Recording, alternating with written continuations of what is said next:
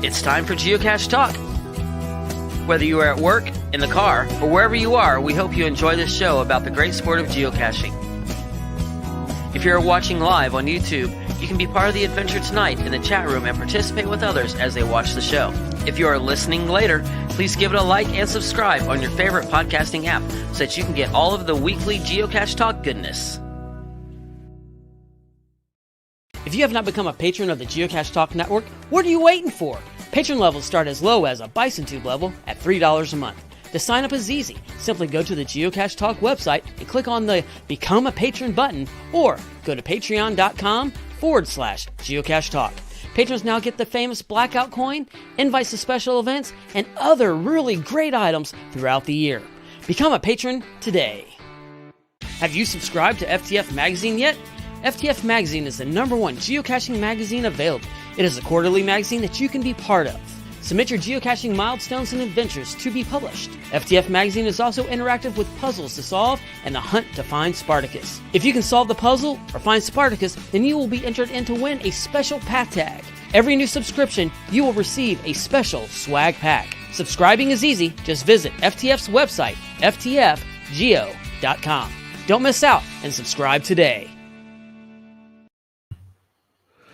Big thanks to Derek of Baker 6 Clan and our featured patrons, Baker 6 Clan. It just worked out that way. Little Black Dog, R Cool and PJ Cool 711, CJ Hove, Lady Black Cat, RAR 285, Chihuahua Jill, Cal Running. Got to see him at Going Caching. That was fun. Hulu Yossi, or the Mad Finn, Simmels 123, and no new patrons. So, wah. There you go. They're all saving up for Podcast of Hope. I guess so. Oh well. Patron levels start as low as $3 a month. Okay, well, wait, we just had that commercial. Okay, well, let's jump right in to show 271, the Toy Chest Geocaching Show with Tony Salgado. Tony, thanks for joining us. There he is. Thanks. Back by popular demand. That's right. We're so glad to have you back. Thanks. Greetings from the land of Ben and Jerry's, Vermont. Yay. Yes. The vloggers that will be on Podcast of Hope, they're from Texas, but they travel around the country doing vlogs. Travel and food. They kind of do a combo. But they were just up that way, Tony. They did and they love, they're big hikers, so they go to the highest point. They went to the highest point in Vermont recently, and also I think they did the highest point in New Hampshire. So we'll have to talk. Mount Mansfield is right up there. A couple of earth caches up there. Yeah, they don't geocache. I know. I've tried to convince them that it's like well, out on something. Yeah. Give it time. They will. If they like to hike, then that fits right in. Hopefully, I'm sure we can find out one of their future hikes and make sure there's a geocache up there, and they'll stop and get it while they're at the top. Exactly. But ask them to do you a favor. Yeah. Hey, go sign my name on this paper and don't tell anybody about it. We'll find one for us somewhere if you would. That'd be great. Yeah. So Direwolf says Jimmy Fallon's one of his favorite Ben and Jerry's flavors. I just had some Cherry Garcia yesterday. That's an old one though. That's been around a while. Yeah. But it's good. Oldie but a goodie, right? Yes, it is. My favorite was Chunky Monkey or Chubby Hubby. I can't remember what the name of it was. Monkey. They're both around, yeah. Oh, okay. Yep. Both good. Yeah, good. Fish food's very popular in Vermont. Right. Because of the band Fish. Right. Oh. That makes sense. PHISH. Yep. Yeah. That's how it's spelled on the label too. Right. So you guys probably didn't even know that. I can't say that I'm very educated on flavors of Ben and Jerry's. Is it really called the Tonight Dough? Is that the name of it? It is called the Tonight Dough, yeah. That's a great. If it's not, they really missed an opportunity. It's a great name. Oh gosh, that's so awesome. All right.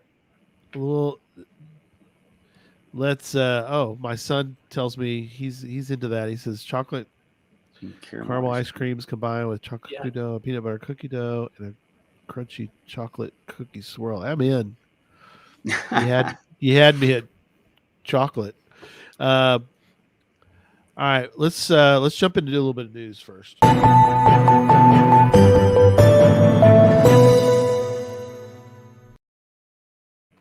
So, can you believe it, Jesse? We're like 3 weeks. Are we 3 weeks away from Podcast of Hope? Pretty close. It's getting pretty close. So, upcoming shows next week. We're doing Geocaching Paradise Part 2. You like how I said that with a question mark? No, that's what we're doing. Geocaching Paradise Part 2 is on 11/21. 11/28 is Cache Canada is going to be with us, and we're going to talk about making better Earth caches. I thought it was they were canceling Earth caches. Earth caches. They are canceling. That's April 1st. Oh, that's not till April 1st show. Okay. Right. And then the next week, 12/5, Podcast of Hope. I can't believe we're this close. I know. That close to the date. It's awesome. Seems like it's only been a year since our last one. Yeah, it does. Can't believe it. I can't believe it. Podcast Hope, December 5th, 4 p.m. Central Standard Time to midnight. The lineup was announced in the lineup show, which Joshua, the geocaching vlogger, was on with us to talk about, which was he got a kick out of the fact that we did a show about a lineup show, but that's us. We're happy about it. We're excited about the show. November 23rd, which is a week from Tuesday, we will do a patron party. And we're going to play a Jackbox game. We're not sure which one yet. I'm still investigating which one we're going to do. But I know for sure it'll be a Jackbox game where everyone gets to play, which is kind of cool. So all 17,000 patrons theoretically could play. If we also talked about a topic on a recent show that we might talk about, and I can't remember what that was. Do you? We said we could only do it on a patron show. We couldn't do it on a real show. Oh, yeah, we did. I wrote that down somewhere. I think I have a note about that. Yeah. I think it was something that was not being necessarily appropriate for the general public. Yeah, it wasn't really appropriate. Yeah, it wasn't really for that. So, anyway, that looks like it's going to be a lot of fun. We always have a good time with the patrons playing the game together. Next is the new Geocache Talk Network Path Tag project. Patrons of the Geocache Talk Network are going to select the next Geocache Talk Network Path Tag. Everyone, though, in the world can participate by sending in your Path Tag artwork to geocachetalk@gmail.com and add the hashtag GTN Path Tag project. And submit your entries between now and the Podcast of Hope on December 5th. Patrons will then vote on the entries and pick a winner. The winning entry will receive 100 free path tags of their design. Now that is a pretty sweet deal right there. I'm voting for my drawing because I want 100 free path tags. GTN members cannot participate. What? Sorry. You didn't say that last week. GTN members and their families are not allowed to participate. So tell Christy I'm sorry. We can't accept any of that. That is not fair. But anyway. All right. I think y'all did book club last week, so I'm sure that went. Yeah, cool. We did book club. It was great. And we picked out our next couple books, and we got one in December coming up, and then we'll be done for another year of book club. So that's awesome. We'll start brand new again next year. Sweet. All right. Well, we're going to get now into the toy chest geocaching show. Isn't that funny? It has a weird sound to it, but uh, we'll get there. Tony, obviously, thank you for being on again.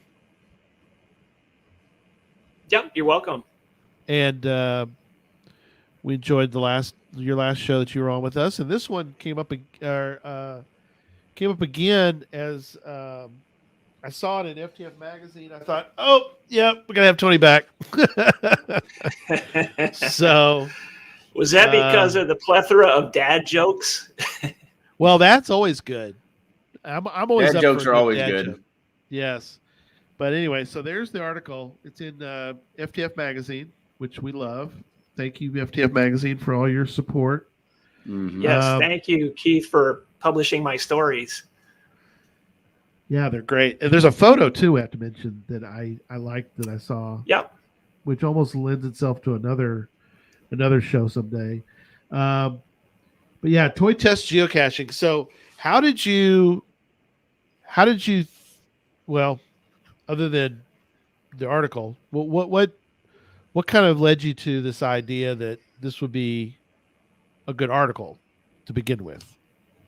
Well, I'm always looking for new ideas, and occasionally I get ideas when I scan YouTube and see other folks' inspiration. And so a couple of these ideas I drew directly from that. Some just from my crazy mind thinking, well, how could I use this and follow a theme? That's what I try and do with a lot of my caches, is have some sort of theme. Right. And once I get a theme, then I can start breaking it down into sections if it's a multi. So I had one idea for one of the stages, and I said, well, okay, let's see, what else can I do that would relate to that as well. And so I got 3 or 4 different items together that seemed to work, and then from there, kind of just develop a story. And the way it turned out, I actually have a cache that uses these themes in it. That's cool. That's published. I actually think I got a link over to you on the GC code. Yeah, we'll add those in. That we could add that later. Yeah. Yeah, we can add the show notes, definitely. And other than being a really cool cache that I did, another plus to it is it's a 5-stage multi. 1 stage is a medium-sized lock and lock. 3 stages are ammo cans, and 1 stage is a 5-gallon container. Wow, that's awesome. Who does not want to go for a hike and find 3 ammo cans, a lock and lock, and a 5-gallon container? Oh, so yeah. No. That's another, oh, cool. Oh, yeah, I like this. Oh, yeah, I can't wait for the next stage type deal. Yeah, no, that's perfect. No, you don't see a lot of those for sure. People would normally split those up into 5 caches. Right. And I had to consolidate a few things in order to get all the materials together. And then once I got that all together, in other words, the cache is out already and getting good reviews on all that. I said, well, this would be a good story to write. And so that's where I got the idea of breaking it down in stages. I thought the first paragraph was quite clever, not to toot my own horn writing wise, but I thought it was pretty good. Kind of a catch there. You're laughing. Well, I like your. So the article starts off with the geocaching rule of acquisition number 15. Right, and I'm working on those. Once I get to 100, I'll probably write a book. Right. Favorite point. But but they're all very pertinent to different types of and different outcomes of geocaching. So yeah, I'm sorry, I didn't mean to interrupt you. No, you're good. Go ahead. I just was going to quote you here because I thought this was excellent. Geocache rule of acquisition number 15. Favorite point worthy is the cache that triggers the happiest memories. I like that. Yeah. I know. I love that too. Because the things we're going to get into tonight, I think would bring back, hopefully, great memories for people. Mm-hmm. Etch-A-Sketch, we'll get into it a little bit. Spirograph, Viewmaster, Hot Wheels, and we're also going to talk about some other toys and stuff that hopefully will bring good memories. But that's the bulk of the discussion tonight will be about the cache there. Right. Neil Moore and said that's the idea of the story. Use your imagination to come up with caches or stages that you think would be fun using your items. So it starts off describing when I was much younger, growing up with my siblings. We had this beautiful big wooden toy chest with a hinged lid on top that my grandfather had made us. And so we kept all our stuff in there. It was really easy to lift the lid and clean up the minefield of Legos that are scattered around the floor. Just quickly throw them in there. It was also just the right size to stuff my little brother in. So that was also an added bonus. Bonus. Whenever he acted up, I'd stuff him in there.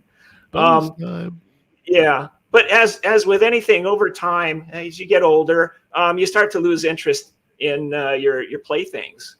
And before not, they get relegated to the attic.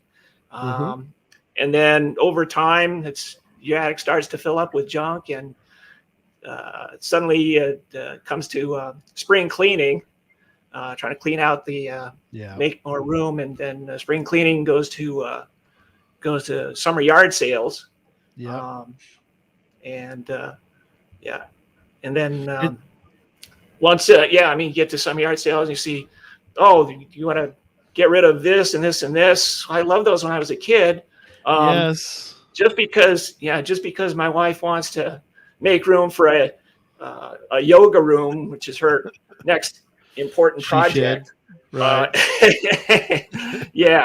I said, wait, we'll see. I might be able to use these for something. Don't sell them just yet, or don't give them away just yet. Think of all the great toys that we had, and I mean, it's kind of a dad thing, I think, now to say it in front of your kids of any ages or but not necessarily grandkids, maybe grandkids too. But you're like, well, I had that as a kid, and what I should have done was to buy two of them and put one away, because now if it's in the box, it's worth a fortune, and I'd be a rich man today if I had that toy. Such a silly thing to say, though, isn't it? I mean, first of all, if you'd have bought two, you'd have played with them. Right. And secondly, if I don't know how you grew up, but I didn't grow up rich enough to buy two of every toy. Right. So exactly. It must be nice if you grew up that way, but I did not. No.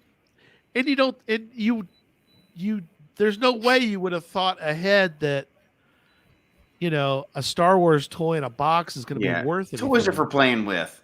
Yeah. That's what they're for. And I destroyed mine. The little G.I. Joes, you take them apart and put them back together and blow them up with firecrackers that are probably illegal now. And that's what you're supposed to do with toys. With Black Cats, yeah. Did you get the, Jesse, did you get the G.I. Joe Foot Locker? I did. We had the G.I. Joe Foot Locker where you could put the some of the pieces in. Yeah.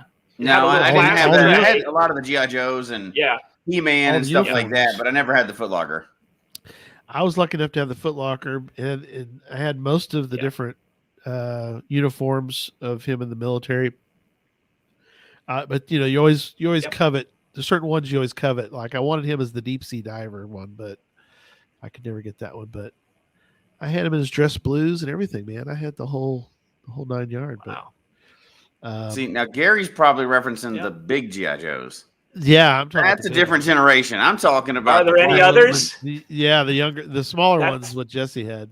Yeah, the ones in the last, Oh, it's yeah. See, these young pups, they don't understand. They don't remember the old days. What it's like to have the big 12-inch figure.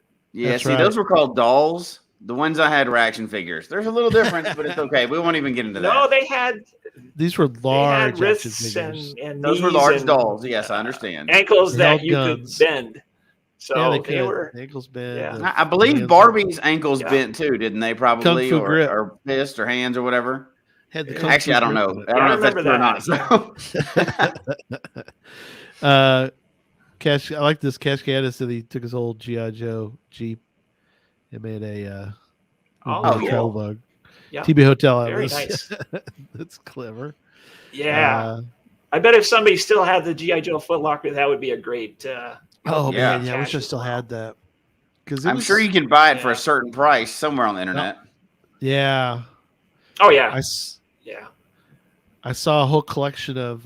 We'll get off topic here, but this whole collection of lunch boxes. Remember the days of the lunch box? Oh yeah. Not necessarily a good Yep. geocache without some prep. I can. but No, they're all metal too. So, But but I can tell you what lunchbox I had too. yeah, I did. I had the I had astronaut. the, Which one did you have? Yeah, I had the metal. I had the Bonanza, Oh yeah, I remember that one. the yeah, TV show. I was an Bonanza. A-Team guy. I had the A-Team and the A-Team. Incredible Hulk. That's cool too. Did you have Yeah. the plastic ones Yeah, or the? that's cool too. You remember if they were? No, they were metal. Yeah, they were Metal. metal. We had the Metal, metal yeah, ones, metal. and the thermoses never lasted because the thermos was made of metal or glass inside there. And the Yeah, glass that was would break. dumb. You have to throw that away. Yeah.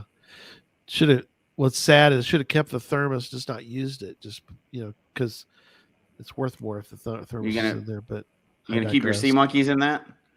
Yeah, there you go. Oh my Wow. gosh. All right. So let's get into tell us about the stages and kind of tell us about, because the different items here, of course one of the things I wanted to one of the main one of the things is Tony explains these so well that you'll be able hopefully to go, oh, I think I could do a variation on that. And so our goal is, and if you do any of these, definitely email us at geocachetalk@gmail.com. But we want to hear how people would take these ideas that Tony took and sort of run with them yourself and try to create some of your own caches. But anyway, Right. that's the idea. So Yeah, it's tell not us just a little bit brag about- show. We didn't just bring No. Tony on just to brag about his cache. It's actually supposed Right. to inspire people too. Also, He does. Now, And he is Tony is he going to is- brag, but that's not the whole Well, show. as I so. said, some Yeah. of these stages were inspired by other caches that Right. I might have seen described online on YouTube, Exactly. for example. Yeah. So let's go. Yeah. Let's get into, tell us about, go through whatever order you would like, but let's go through them and Yeah, we'll go through right talk just in about the order that we'll go Is it the through the article? order that the article is written on. So Okay. Etch-A-Sketch is the first one. All right. Okay. That's still around. Right. People know what Etch-A-Sketch is. You've got Right. generally it's a red rectangular plastic toy that has knobs on either side that will make drawings into the screen by turning one knob left and right, the other knob up and down. This is just an extension of the variation of using a piece of graph paper and drawing numbers going left, right, up, down, one section at a time, one square at a time. And Right. so with the Etch-A-Sketch, I labeled the appropriate knob. One was UD for up, down. The other one was LR for left and right. And I made little marks on the knobs, so it a little cross on it to designate for what a quarter of a turn was. And that's key. Yeah, that is key. So by using codes like UUR, DDLR, and so forth, you can go through just as if you're doing it on graph paper, only it's on the Etch-A-Sketch. And in my case, it was to create numbers to find the decimal coordinates to the next stage. Nice. Yeah, that is awesome. Yeah. Pretty simple theme, just an extension of using graph paper, but you got a cool toy to do it with. And you can find those, like, used versions of those at just about any thrift store or whatever. Sale. It doesn't have to work perfect. It just has to work some. Right. You go to any summer garage sale, they got stuff that they're toys that they don't think anybody's going to get, that we're going to buy. And then they'll give them away, or sometimes for $1 you can get something that's pretty cool that the kids that are all growing up aren't playing with anymore, that they just want to get rid of. Oh yeah. Right.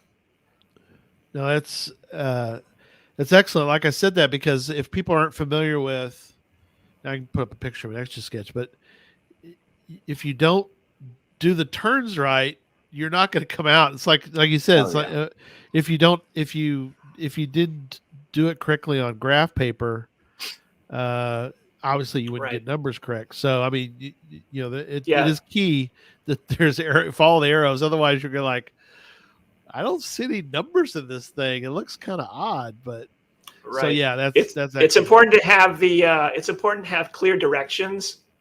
That each move, whichever button you're turning, is going to be just a quarter of a turn for one move, and then they pick whichever button it is and turn it the correct way. Excellent.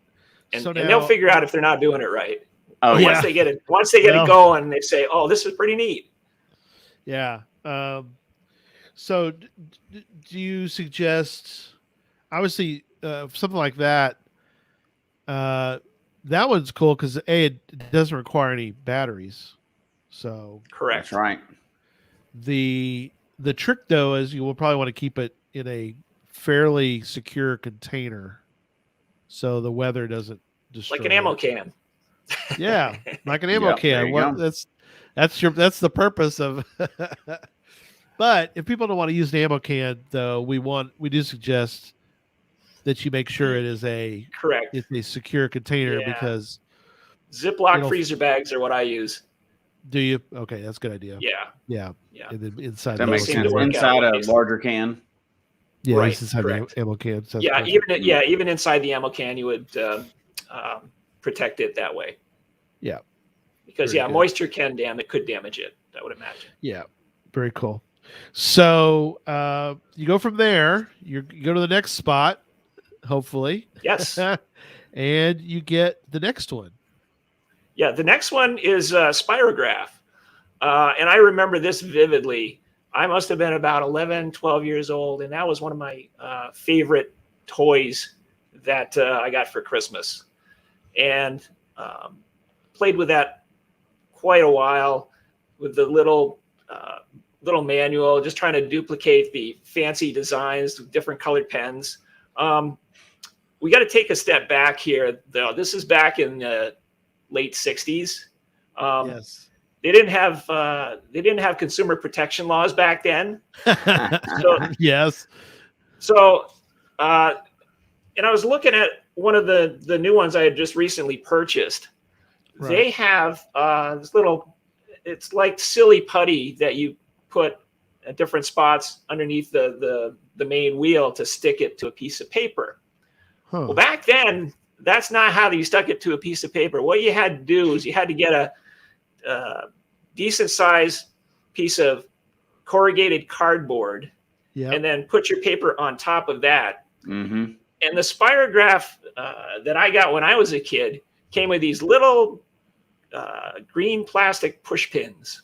Okay. Well, you can imagine what can happen with youngsters with little green plastic push pins, especially if you got siblings. So they no longer have those anymore, I believe. And in my article, I reference other fun toys that we had back then, like clackers. You guys remember what clackers are? Yeah, they were very annoying. You folks some of you folks that are in the chat, you might have to Google that. They're little round projectiles, big, huge marbles on the end of strings, and joined at the top by a little ring. Yeah, I do remember those. Where you would clack them together. Them together, and then once you got them going fast enough, they would go 180 degrees, hit themselves on the top, then hit themselves on the bottom, and you'd get them going like that. until that they was shattered pretty into cool. a million pieces. Until they shattered, until they fell off Right. the end and hit somebody. Another famous one that we used when I was a kid was Jarts, Jarts. Yeah, yard darts. Yard darts. Yeah, those are awesome. Ryan said, by the way, clackers, aka nunchucks to beat siblings with. You got it. Yeah, that's correct. Yeah, yeah. The Jarts, they were like regular darts that you play in the pub. Only multiply that by the size of 20. Yeah, they were giant. Weighted. Giant arts. Throw them as high as you can up in the air, and then see where they land. Yes. Hopefully not. Yeah. Circle. It's like a hula hoop or whatever that would you make it land in, right? Isn't that how it works? Yeah. You're supposed to. Or you could have a sibling lie spread eagle and say, "Let me see how close I can get without hitting you." They're no longer around the way they are. They used we have a generation that can't survive our toys now, so no, they can't. Yeah, everything's got to be patented. Yeah, in my article, I recommend that some of the younger folks that weren't as advantaged as we were, ask your parents or your grandparents how they survived playing with those toys. Well, they were smart enough not to swallow that's how you got that scar over your eyebrow. That's right. Okay, interesting.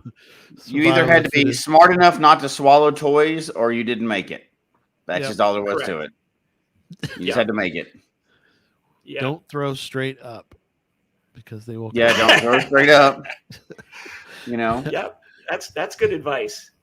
Yeah. It was it would be frowned upon now to use a magnifying glass how we did when we were kids, for sure. Set things on fire. So are they illegal? I don't know. Different Happy Hodag saying they're illegal. They are probably restricted. You probably can't buy them anymore. I mean, you can't buy the originals. No, they've made them a bit safer. They're just frowned upon. Yeah. All right, but they were the excitement of growing up as kids back then. But we digress. Right. Back to the Spirograph. Back to the Spirograph. The thing about the Spirograph, and I brought it up. Let me bring up the thing again. So Tony, it says Spirograph is a geometric drawing device that produces mathematical roulette curves of the variety technically known as a hypotrochoids and hypotrochoids. Trochoids. And epitrochoids.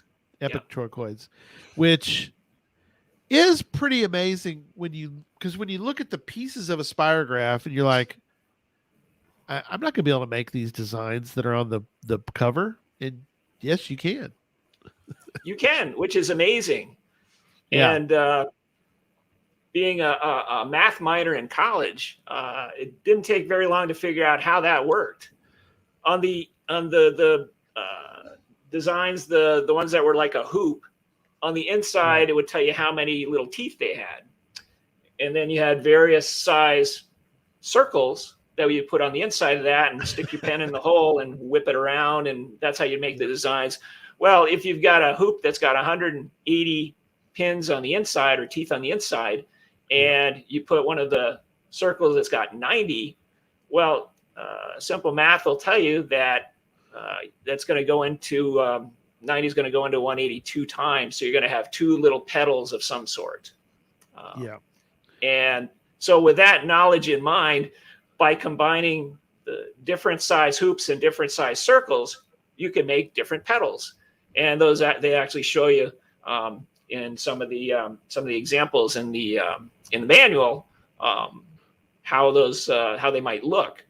Right. And so you can devise code by using hoop A and circle Y to make 3 petals or 4 petals or 6 petals or 8 petals. So you can use that and count the petals, and those would be your coordinates for your decimal coordinates. Yeah, that's awesome. That's awesome. Yeah, because the other thing too, I think people who've never played with Spirograph was there was a point also when they're Tony on the ring where you could put your pin in different spots on the Mm-hmm. Correct. Yep. So you would make the same petal, but it would not be as deep or as wide, depending on where on that. Gotcha. And matter of fact, you can make a cool design by just using one wheel and using the same circle and going to the different dots on the same wheel. So it would be like a flower.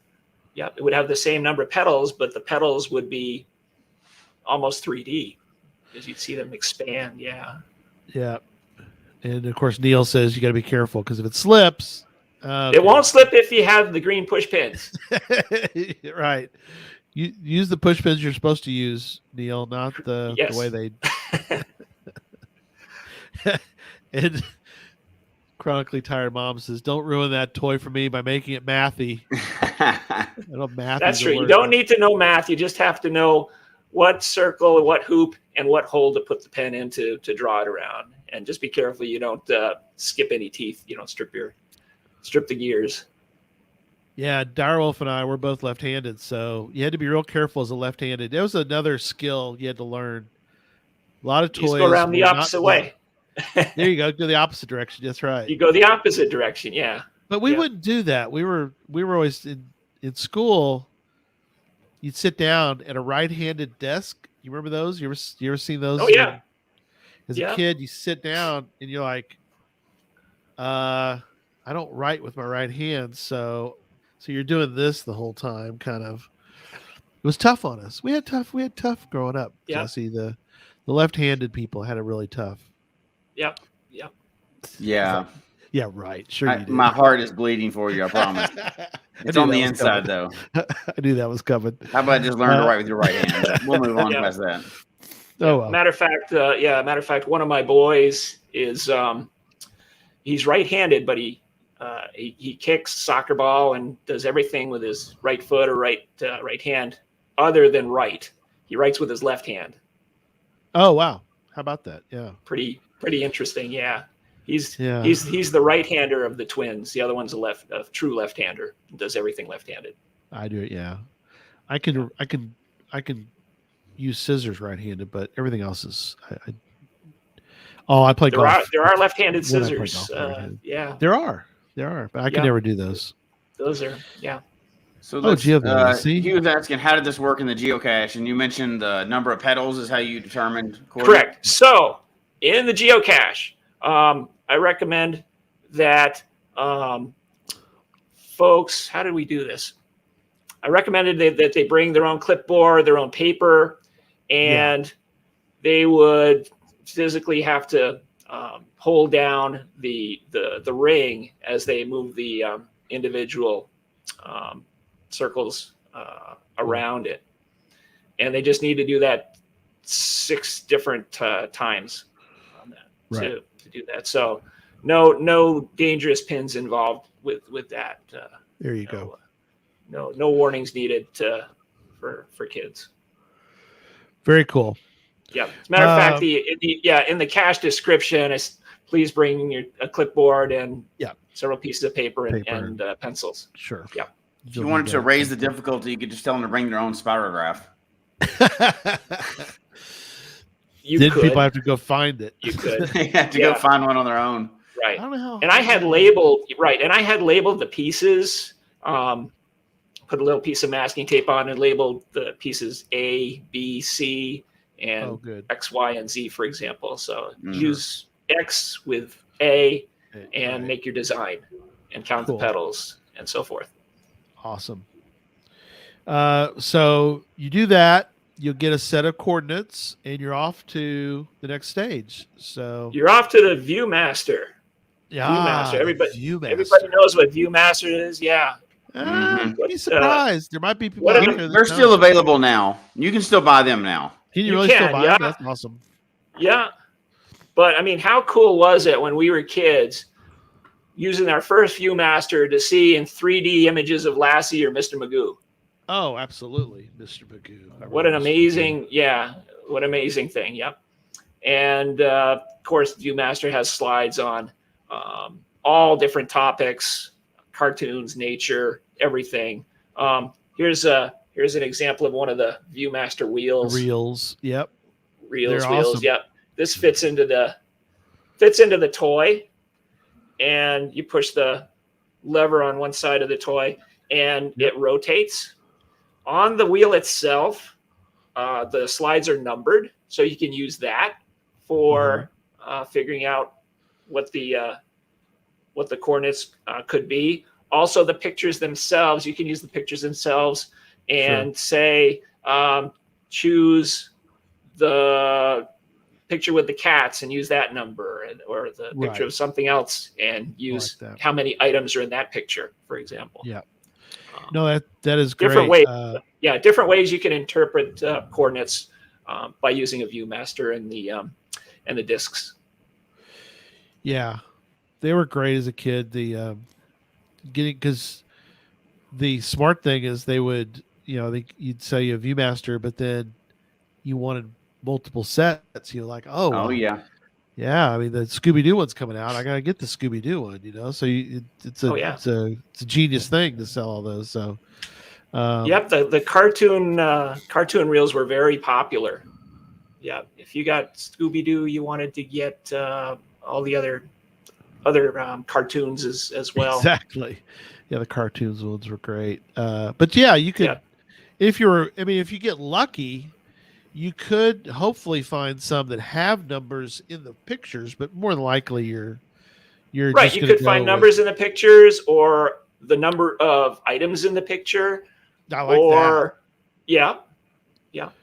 We did that. I don't know if you remember those, Jesse. I think you were out with the Colorado folk. Do you remember going to one Gadget Cache? It was over by Abilene. It was when we were in Cisco, and there was this Gadget Caches, and there was a Viewmaster in there. There was a Viewmaster in one of them, and you had to count the items, which was not easy because you had to really look at it. And it was like how many birds, how many fish, or something like that. Yeah, I remember. Yeah, that was a tricky one. And that gave the code, I think, to get in the lock for the next stage of that cache. Yes. Yeah. And there's nothing better than doing gadget caches with gadget people that do that. So it always helps. Well, but it's funny to listen to them talk about them too, because I did it with Bounce with Derek, and we had Rubikats. We had three that's big. Kind of cheating, though. If you're taking them with you to do gadgets, that's kind of cheating. It's kind of cheating, I guess, isn't it? But we struggled too. I mean, I'm sorry, I don't want to burst the bubble, but it was clever that it wasn't just like, if you see a house, use these coordinates, but counting items, I think, was like the perfect extra for the Viewmaster one. So, because they're literally small pictures, and the whole point of Viewmaster is there's like the 3D. Yeah, make it even more clever to do it that way. But I did look it really up. Clever. Yeah, sorry. To make it really clever, choose something that will force them to go through each slide. Oh, So for example, find the slide, use the number for the slide that has the most items in it, and this is your coordinates. Right. And that way they have to go through all the slides. Right. It makes it a little more fun than just going through it super quick. Right, right. Yeah, once they run across something, they're like, "Oh, I see it. I'm done." Yeah.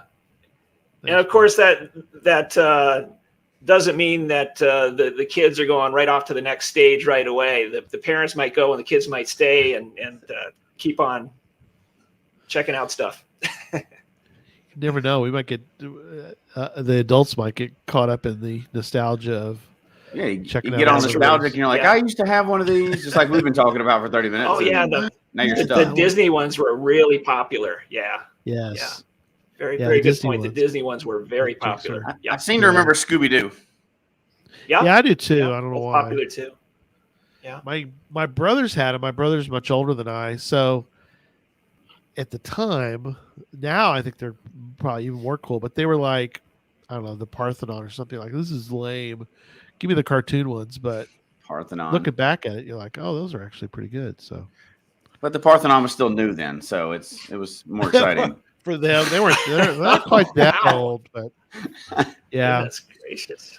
Yeah. Well, look, y'all started it with the youngsters, so I had to fight youngsters. back. So. Yep.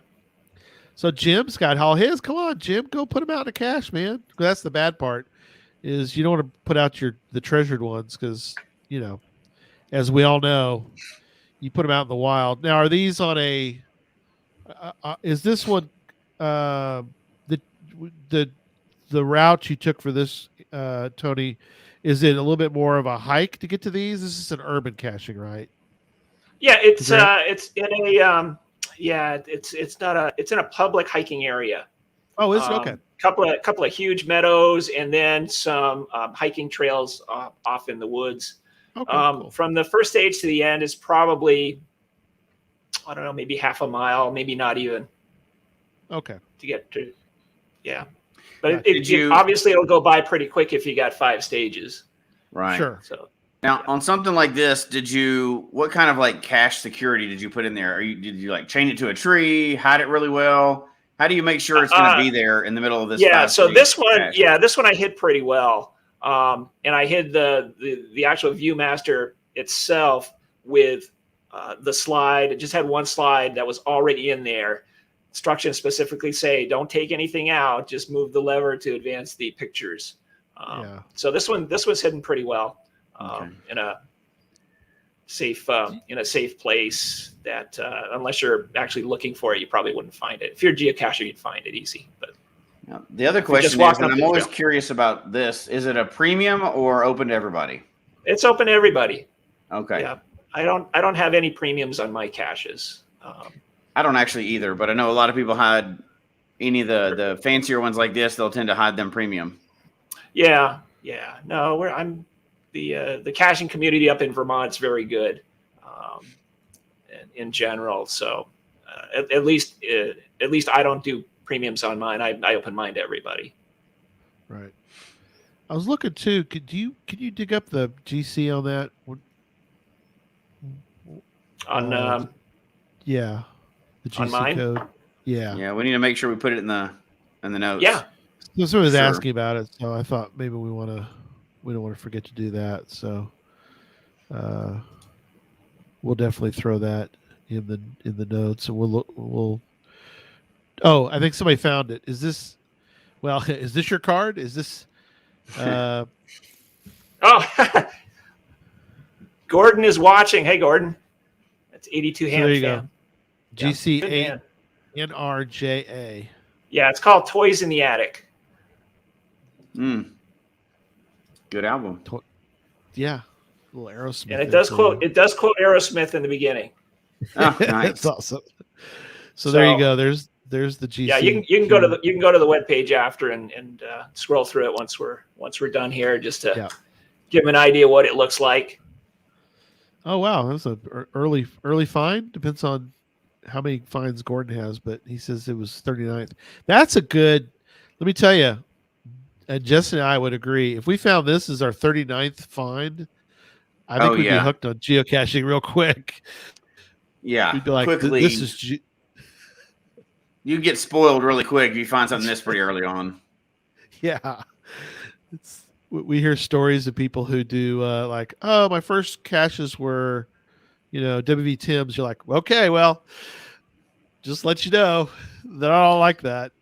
Yeah, imagine you're finding this one, a couple of WV Tim ones, some bounce ones, and then like you get to like cache number 7, and it's like a pill bottle under a bush. Yeah, you know how mad you'd be. You'd be like, what is this crap? Yeah. Is this legal? What are people doing here? This is not a. Did I find trash? Yeah. Yeah. The expectations have to be kind of lowered once in a while. All right, so back to the cache. So Viewmaster, like you said, I like that. I like what you said about making them go through all of them. So somebody goes through all of them on that stage, they're off to the next stage. Correct. Next one is everybody's favorite, Hot Wheels. Woo-hoo. Oh, yeah, yes. Hot Wheels. All right. Hot Wheels. So little bit of background, at least for me anyway. First came Matchbox cars. Yeah, those were. I had Yeah, that's right. When I was when I was really young, I used to get Matchbox cars.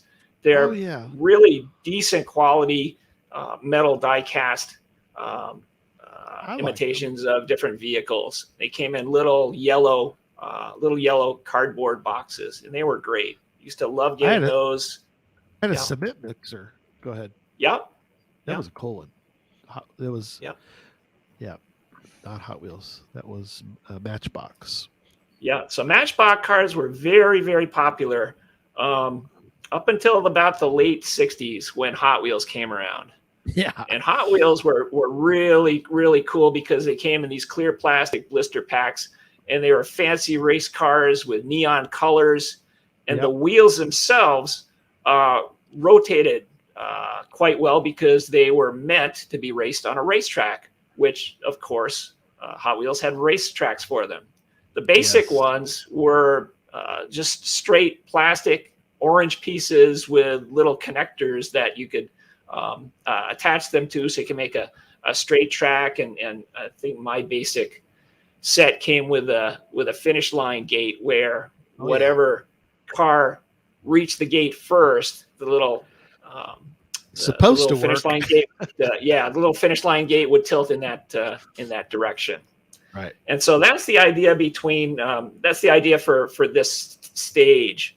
What I did was I put a bunch of track and connectors out, straight track and connectors, in a bunch of different colored Hot Wheels cars. And each Hot Wheels car was assigned a 3-digit number on the instructions. And you would race them to see which were the fastest two cars to get the coordinates. Right. Oh, wow. I love that. So you're out in the woods constructing a Hot Wheels track, trying to race cars down the track, right? Figuring out which ones are the fastest. Well, I can't think of anything better to get a kid's attention than to race Hot Wheels cars in the forest. Oh, yeah. Yeah. Oh, yeah. Does it have the little thing where you stomp on it and it shoots it out on the track? Do you remember that one? I do remember that. Yeah. Yeah, I do remember these. That. You line up. You probably just line them up and let go. And the hard part is just lining up the tracks so they were pretty much level with each other, so it would be a fair race. Yeah. Oh, I had the one that Neil's talking about. I had the Mongoose and the Snake and the Mongoose set. Ooh, it was nice. The dragsters. Yeah. There were some cool cars too. Don Perdome. Yeah. Those were some great. That was big down in San Antonio. There was a really famous. And that's where the whole thing, or I'm sure everybody had a commercial, but Sunday, because Sunday, Alamo Dragway is the name of the one in San Antonio. It was the Alamo Dragway. Yeah. Come see Don the Snake Prudhomme. He's going to race. Like, oh my gosh, this is incredible. But the parts, in case people don't know, they were, like you were saying, Tony, they're so orange track. Orange track, and the connectors that I had, they were purple plastic connectors that were they would fit in a slot underneath the track itself. Right. So mine that the top of the track, once they got connected, it would just be they'd just be track right next to track, and there was no bumps or any obstructions for the way that was it was constructed. So very cool, really very cool theory. And as they got fancier and fancier, you could get loops for them. You could get all sorts of curves and things like that. Oh, yeah. I remember the loops. Yeah. Yeah. The original ones, you just stuck the end on top of a toy chest and put a book there to hold them in place and then race them down the incline. Yeah. And the finish line was always a little tricky because I guess mine didn't work as well as supposed to, but so you were always testing it. You're like, no, that's not. It's because they go through and there's just little pieces of plastic, and if it moved it would drop the checkered flag one way or the other. Mm-hmm. And so a lot of heated discussions with my neighbor friends that came over when they would race, because if it was close, I mean, it's going to fall one way or the other, and so. Lot of heated debates on who won, but so for the cache, you had to kind of did you somehow manipulate the cars so that because I know you could like rust out a car maybe a little bit, or did you? I got this. Yeah, I got the stinky cars, and I had 2 good ones and 4 stinky ones. Okay. Four cars that the wheels didn't turn very well at all, or the axles were a little bit they weren't exactly straight. Right. To make it fairly obvious which the 2 fastest ones were. Oh, that's good. Good. Yeah. Because you got to you have to think through your, like you said, cache design. Sometimes you got to think through the possibilities of what could happen. Right. So, if there's any way to misuse it, somebody's going to figure it out. Right. Figure it out. So how did you? Because if I recall, a Hot Wheel track piece is pretty big. It won't fit in an ammo can, right? No, it won't. So that's where the 5-gallon container came in. You can fit it sideways in a 5-gallon container. Okay, cool. That's where that. Yeah, it's about a 1.5 feet or 2 feet, something, maybe 2 feet. Right. Yeah, it's fairly long. Okay, cool. But you put them all together. I had enough track there for 2 10-foot tracks or 2 12-foot tracks, something like that. Oh, okay, nice. It was worthwhile. That's awesome. Yeah. So that would then give you is that where you get the combination lock to the? Yeah. Well, on the instructions that I put in the container, right. I listed the colors of the cars, and next to each color was a 3-digit number, which would be the coordinates of whether the 3 cars were you'd race 3 cars for north and the other 3 cars for south. Oh, wow. And the fastest car for north would be the north, fastest car for south, west. And the fastest car for west would be the west coordinates. Yeah. Oh, wow. That's awesome. Yeah. Yeah. And you could theoretically, without changing anything, you could, if you had to move that, you could change it up pretty easily. You could change up the numbers and then change up the colors, or, which I had to do at one time. I did have to do some maintenance on that stage where for some reason, I don't know how, but the fastest car was no longer the fastest car. So all I had to do, was reprint the instructions so that the true west coordinates were not for the blue car, but for the purple car, for example. Right. Right. So it's pretty easy to do a switch on that if need be. Nice. That's awesome. So any other things that have come up on this cache? I'm just writing down the GC I'm going to put in the show notes. Anything else come up that you didn't sort of foresee that was going to come up as an issue? As far as maintenance goes, there's the car maintenance that I had to do. Right. I've checked it several times throughout the years. I think it's a couple of years old, maybe.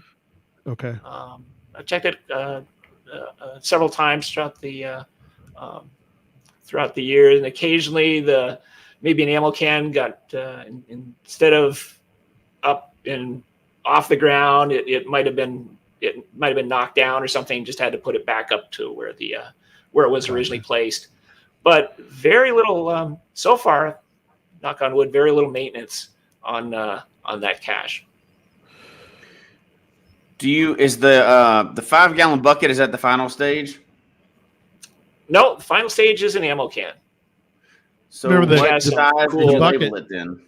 The bucket was for the penultimate stage. The Hot Wheels parts. Yeah. Yeah. Did you the final stage was a regular ammo can with swag and a logbook. That's interesting. So you labeled it as a regular, even though you have a 5-gallon bucket somewhere in the multi, huh? Oh, the regular is the final. Yeah. Yeah, that's interesting. I see most people would call that a large just because they had a large somewhere in there. That's funny. I like somewhere that. in the list. Yeah. Yeah. That's interesting. I like that. That's what they're looking for, the final stage. Yeah, that makes sense to me. That's very interesting. I like that. Mm-hmm. Yeah. Yeah. I mean, that's Because we're not concerned about the size of the other ones. We want to know if they're winter friendly. We want to know other things about them. But as far as if there is a concern, you could always put hints in the in the description as well in the cache page. Oh yeah. So you might put something like everything is within 30 feet of the trail, for example. Right. Everything is winter friendly. No tree climbing. Kid friendly. Do you keep spares of any of these parts just in case? I try to. Yeah, I try to with most of my caches. I try and either keep spares or have the ability to get them quickly. There's another cache, multi-cache that I might write about in the future that I've had to do maintenance on almost every stage over the past 3 or 4 years. But it's a quick maintenance, not hard at all. That's not bad. You might have me on for that show too, Gary. There you go. I'll write a good article about it, and you can decide. Well, that's excellent. Yeah. Well, things like this. I know we're not done yet, but things like this, we always like to highlight because this could spur a lot of, I don't want to call them copycat, and in a bad way, it's a good way, right? Copycat. You want to inspire other cachers to do this because you want to find more of these and less of those pill bottles under the bush, right? So these are great. Oh, yeah, and this cache by no means is the best way to do it for these particular things. I'm sure somebody can easily come up with a better way to implement these items as well as other items. I'm sure there are plenty of other items people can come up with that they might have used when they were younger and repurpose them as a cache or a cache stage. Yeah. No, it's I could see going out and looking for an easy bake oven in the woods somewhere. There you go. Yeah, that's the you know what? I have one of those in my garage right now that is about to go to Goodwill, but I may have to pull that back in and see what I can do with that easy bake oven. You can call it Susie Homemaker or something like that. And make a cache out of it. There you go. Yeah. It's clever. Open up the oven and there's the container. I like it. He's running right now, Jesse, 77% favorite points on that cache. So should it be 100? I don't understand. Yeah, it really should be 100. I'm sorry, but that should be 100% favorite points. I guess people have different opinions. Oh my gosh. I'd go back and give it a favorite. Even if I didn't have any, I'd go back. I'd make a note, go back and give it a favorite point. But it hasn't been visited by hundreds of people yet. So just a couple can change that. So that's something that can, some people just forget. They do. Right. Vermont is not a huge area for tons and tons of people to come unless it's at a rest stop or on a major highway. A lot of the caches that are in Vermont, you're not going to see as many visits as you might in other states. That's probably a good thing, though. The way it is. Yeah. So you don't get muggled as much, Correct. Yeah. Clever. So in this, that is actually a good idea. As a matter of fact, I even have a fake light bulb in my garage. There you go. That I've been waiting to put into a cache. That's the trick. Yeah. That was another fun thing when you're younger, burning yourself on the easy bake light bulb. Right, the bulb. Yeah, we get hot. That's how it cooked everything. But poor Jinxer, she didn't have one. We're gonna get you one, Jinxer. We'll get you an easy bake oven. I've got one for you, Jinxer. It's in the garage right now. That's true. You're close. You could actually. As a matter of fact, I'll even hide it, and you can go find it. Yeah, there you go. I'll go hide it in the woods. You can go find it. Yeah. They both live in Colorado, so there you go. It's working great. I've got a couple others I want. And this is open to chat room if you have any. I think you could. It's wide open, right? I mean, you think about you go to the thrift store, which I like to do. There's so many good things there, but. One of the reasons you don't buy a board game at a thrift store is because it could be missing pieces. Right. But if you don't need all the pieces because you're going to make a cache out of it, that works out great. So you can get them pretty cheap. Joyful Nomad says, "Did you have to wait 2 days for the cake to bake?"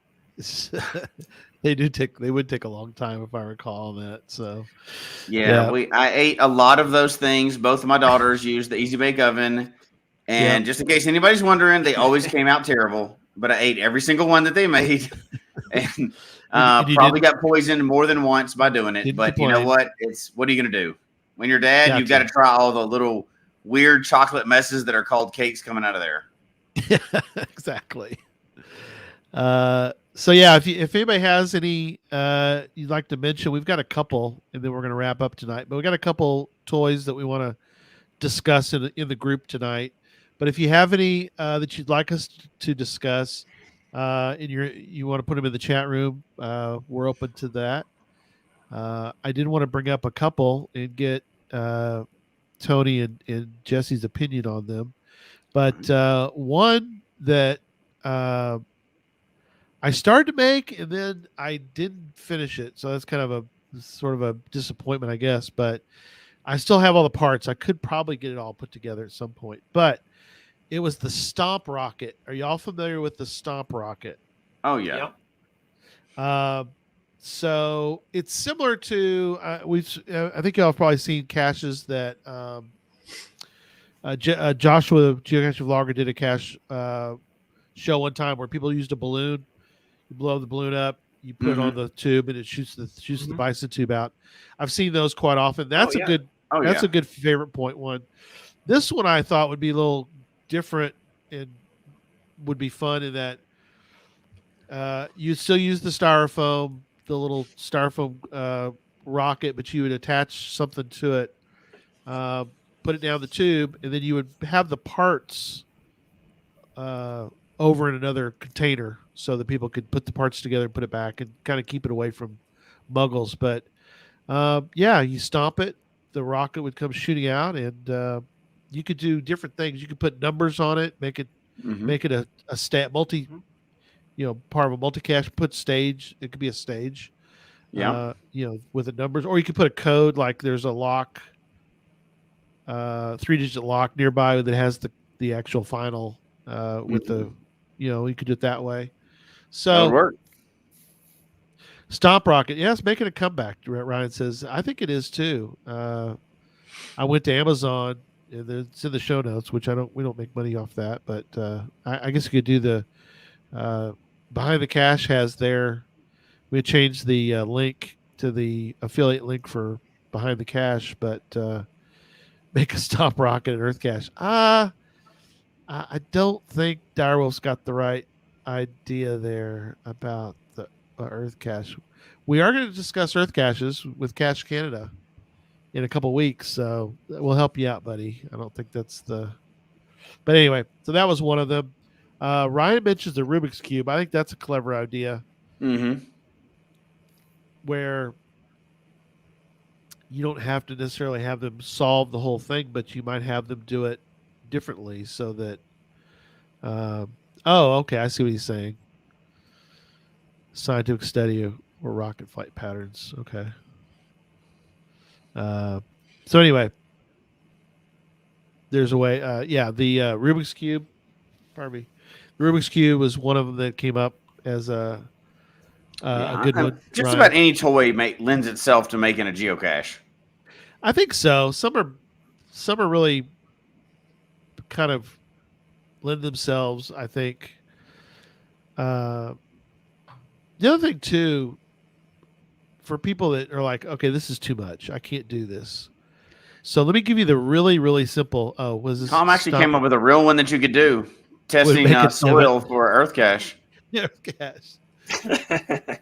That would actually probably work. Probably would. There you go. Jesse's the wheels are spinning in Jesse's brain going, huh. Hey, I'll try to make it. I'll try to publish one. I don't care. Right. So a real simple idea for people that are like, okay, this is too much. I can't do this. I got a simple idea for you, and I guarantee you're going to get some favorite points and some love your way as a cache owner. and that is taking a toy and making it the container. And I'm sure y'all have seen these where they could be a puzzle final, which is always kind of cool. We did one which was it was a puzzle cache where it was a Simon game that you did it electronically. Well, you do it on a website, so it's not the physical Simon game. But what they had done is they'd taken an old Simon, a small version of an old Simon game that was old, and the logbook was in the battery portion of. Yeah, that was the container for the final, which I thought was really clever. And so, think about adding that to a themed challenge. That would be so much better than just a container at the end, right? You have a container that's themed, whatever the toy is, you can easily tie it into your challenge cache, right? That'd be a great addition at the end. You could do drill a hole in the back of Barbie's head, put a bison tube, and call it migraine. That's pretty good. Or G.I. Joe. Let's be open for anybody's. Nah, not G.I. Joe. Just Barbies. Just Barbies. Yeah, we're not going to torture G.I. Joe like that. Oh yes, that would be great. So you could put it in his boot. However, you could put a container in his boot. Yeah. Yeah. That's right. Or another part of his body. And give him another malady. So use your imagination on that one.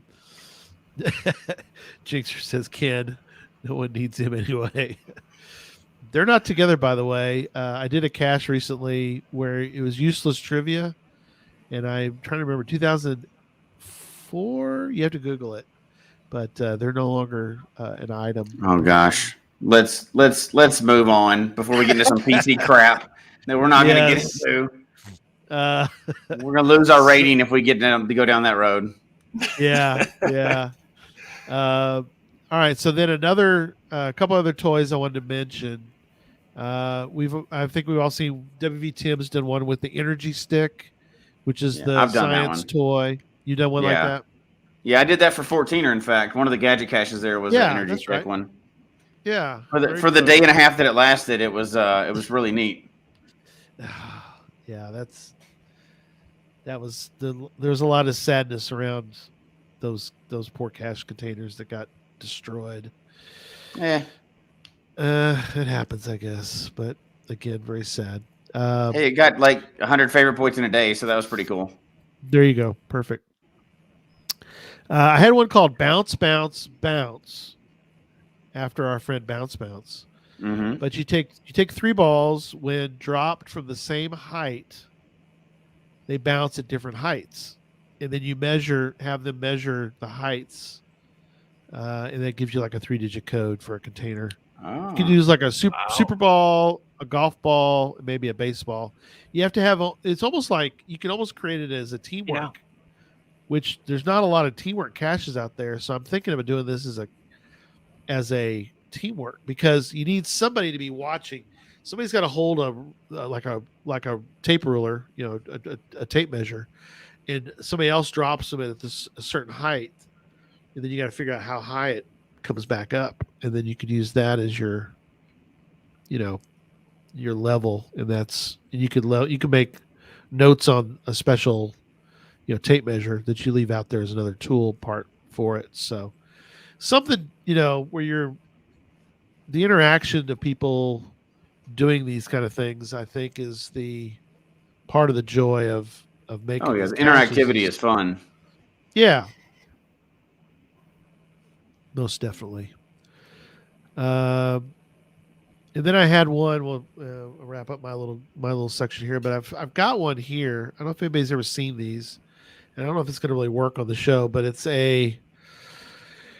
just a piece of red plastic, but I don't think you're gonna be able to see it. But on there, there's these little ridges. You kind of see them, maybe, yeah, a little bit. I don't know that we can see it or not. Oh well, trust me. Oh, just kind of a little bit. A little bit. So there's these ridges on there, Mm-hmm.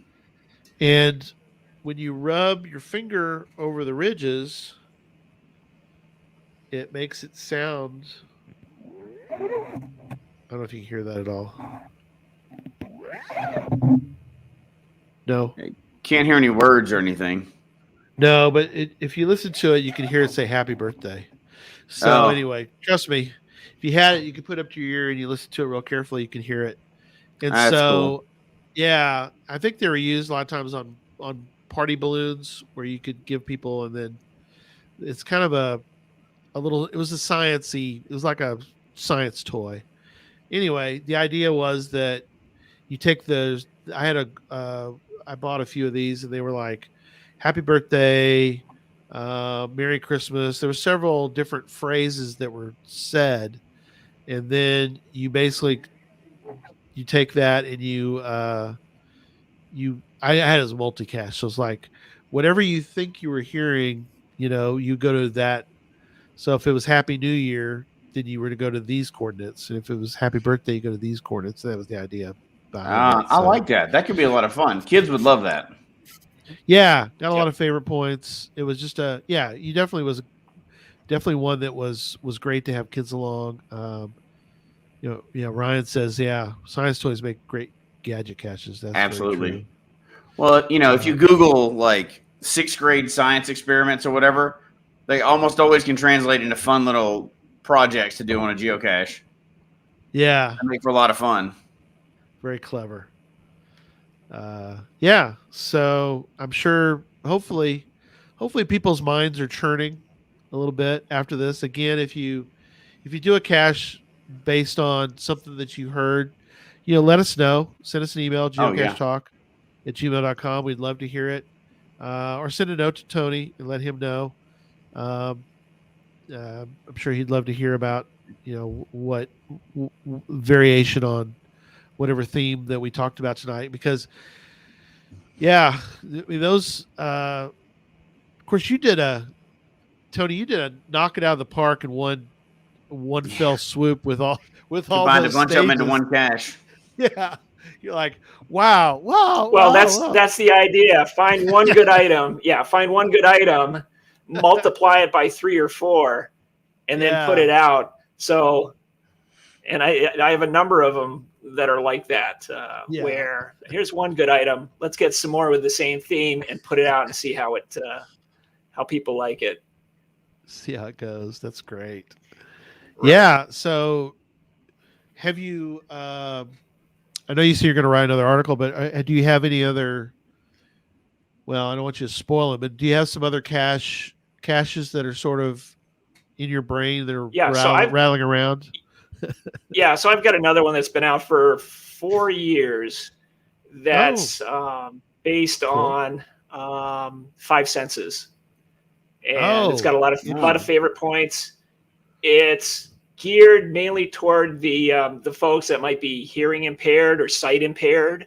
And so some of the stages particularly cater to that. And I think that might be the next article. I think that might be the next article that I write. Describing that one. That's got a good amount of favorite points as well. Nice. That one, periodically I have to do some maintenance on a stage here and there, but generally it's pretty easy to keep going, keep it up. Clever. I love it. Yeah. But I think you'll like that if I get around to writing that. You might see it in the next magazine. Nice. I like it. Yeah, FTF magazine. And then you'll have to have me back. Yeah. Yeah, I will. We will. We will most definitely. Well, this kind of stuff that the goal is, of course, always to inspire people to kind of elevate their caching, their hides a little bit, and try something different. You'll be surprised by the reaction you get from people when you put that extra effort into it. No, absolutely. It's in this I wouldn't say month because it's not month. It's issue. This issue, yeah, volume 11, issue 6, and definitely. Which I finally got about 8 or 10 days after you guys got it. I know. I don't know what's going on with the mail in Vermont, but we seem to always get it just a little bit later than everybody else. Yeah, I sent this note to Tony. I go, Tony, this article's great. He goes, oh, it published? Like, oh yeah. It's like, oh yeah, I guess you haven't got your issue yet. But I was like, yeah, obviously you knew which one I was talking about. But yeah, we're we're planning it. Well, I was hoping. Yeah, exactly. So and I sent you the note the day when I got it too, which was 8-9 days after you sent me the note. Thank goodness I got it before today. Yeah, definitely. Well, I had a copy too. They always show up. Just the mail's just a little slow sometimes. Yeah. Excellent. So I guess let's go around the room, do some final thoughts, and we'll wrap up. And I guess Tony, we'll start with the cache owner. So give us some final thoughts. Yeah, sure. Tonight. So final cleanup. Get it? I'm just gonna read the last paragraph of my story. So okay. As always, use your imagination to come up with your own toy chest cache. Make sure the write-up is just as fun as the cache. The description page may include whether the searcher needs to watch out for trolls or creepy crawlers. They may have to toy around with the stages to get the answers. And don't forget to link and log your find. That's excellent. There you go. Yeah. Yes. Shot, yeah. I love me some dad jokes. That was excellent. So anyway, the point of the story is use your imagination. You can make just about anything if you're creative, and have fun with it. Yeah, I absolutely agree with you, and I think just a little bit of extra effort when you're hiding that next cache you get the returns and dividends, right? I mean, it's the logs that you get, the favorite points, however you measure success with your cache hides. Hopefully, it's not that nobody can find them, but hopefully it's that people are getting joy out of your caches. You don't have to spend $1 million on them. You can really, for a cheap price, make something really creative like Tony's done with these, and just really make a cache that people are going to talk about for a while. It's a lot better than just going with a standard. There's the standard or the minimum for hiding a cache is pretty low.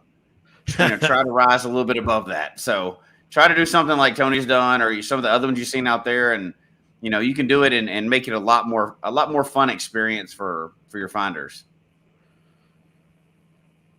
Yeah, no, that's excellent. Tony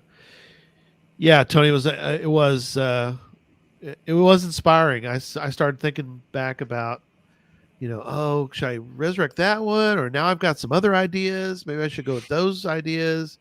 I had the idea with the balls, and making people work for it a little bit to figure out, they really so yeah, it really did. Inspired me to think outside the box, outside the toy box, and get. Right. Hey Gary, I didn't know if you wanted to pull up the cache page at this time, or just let the folks explore it on their own. Oh, we can bring it up. You want me to bring up the page? I can. I've got it pulled up. If you have it there, just so that they can get some idea of what it looks like. Good idea. I didn't plan really to advertise that this particular cache I had out was, in fact, the story. So that's why the GC code wasn't in the story. But yeah, somebody was asking, but that's fine. Yeah. No big deal. So here we go.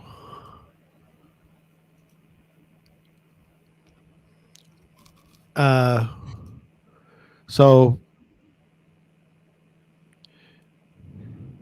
yeah, you've got it as a 2.5, and multi-cache, and start out. I love it. You got little toys in the attic, a little Aerosmith working there at the beginning. Yeah, I've got to edit Aerosmith's name. I was wondering if that was like a secret hint in there or something. No, it was just rushing through it, trying to get the cache page out. Yeah, that's actually kind of even better. And this was at some event that y'all did these at, or what is there's an annual. It's called the Before the Snow Flies event that happens every October. It has for the past 17 years. They choose best cache.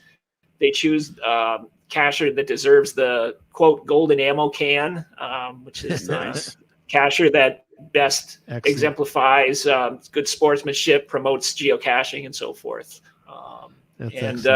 Best series as well. So there are 3 separate awards that are that are handed out, and this one was voted best hide for 2020. Very cool. Man. Very cool. And appropriate background screen. Parking and trailhead, just perfect. Yeah. Oh yeah, I love the screen. Yeah. So yeah, excellent. And some good, people. Some people did good write-ups, that's always important. Yeah, they're very. That's really the reward that I get is if folks had a good time or a good laugh. Absolutely. Or it triggered fond memories, then that's my reward. Right. So yeah, east of Burlington. Mm-hmm. People are wondering. So I've gotten good at figuring out Burlington. Everybody knows where Burlington is, and and so it's not too far from not too bad from there. Yeah, we pretty much have a good concentration of regular cachers up in the Burlington area, Chittenden County. Right. So a lot of folks hide caches up there. If you took a picture of how many caches were in and around Burlington, it would be peppered all over the place. Yeah, I was looking now, but yeah, that's excellent. That's a good destination to go to. People fun place to visit. Great place to go to school. University of Vermont's in Burlington, of course. So it's very popular there with the young kids. Great downtown pedestrian mall. Oh, neat. Yep. And Ben and Jerry's not too far away. Ben and Jerry's is in Waterbury. It's 20 minutes from Burlington. That's not bad. Yep. That's where you can find one of the most popular caches is at Ben and Jerry's. It's got a ton of favorite points just because it's at Ben and Jerry's. Right, exactly. But you could, I'm always looking for the food nearby attribute. Right, there we go. We just did the attribute show, and what do you know?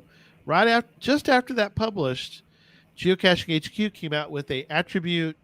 Yeah, which attribute are you? Which attribute are you? Well, what timing? That was.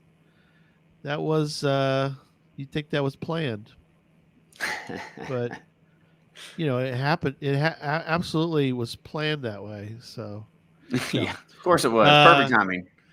No, excellent. It's in the show notes in case somebody happened to miss it. Mm-hmm. We didn't talk about it. It's in there. We've got a lot of good notes, so it'll be up on the website soon. And again, Tony, thank you so much. Looking forward to anybody has if anybody has questions, they can message me on the geocaching webpage. I'll be happy to answer any questions or whatever. Yeah. TKD Scouter. There you go. Tony, thank you so much. And we'll see, hopefully, everybody Tuesday. We have a show about puzzle talk about colors. I'm looking forward to that one. And then next week, we're going to wrap up the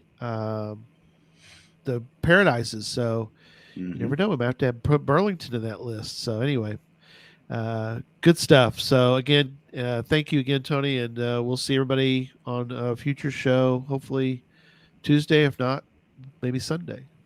So, very good. Thanks, guys. You bet. Thank you.